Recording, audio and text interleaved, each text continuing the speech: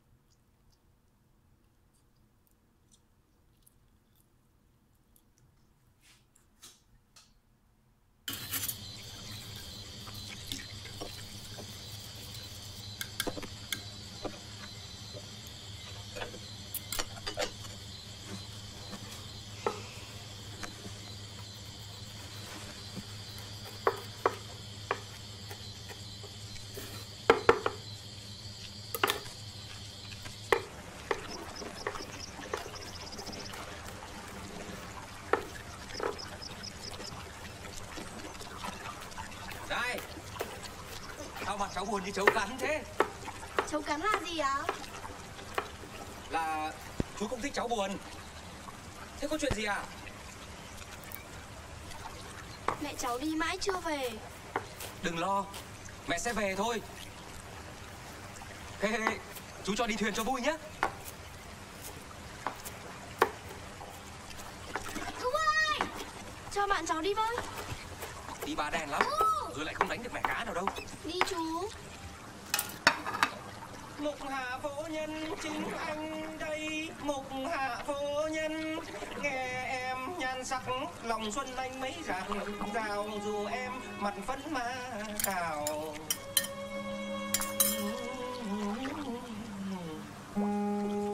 Mặt phấn má đào em, mặt phấn má đào.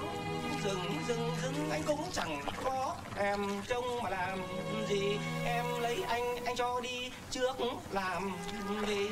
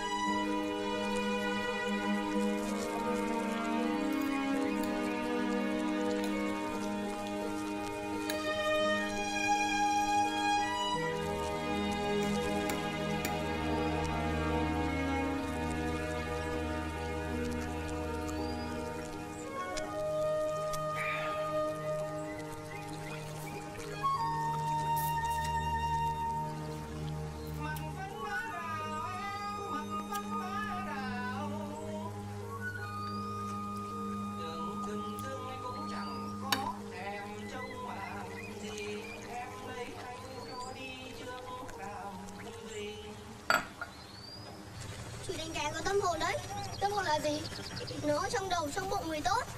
Như dây đàn ý. Có ai chạm vào là nó hát a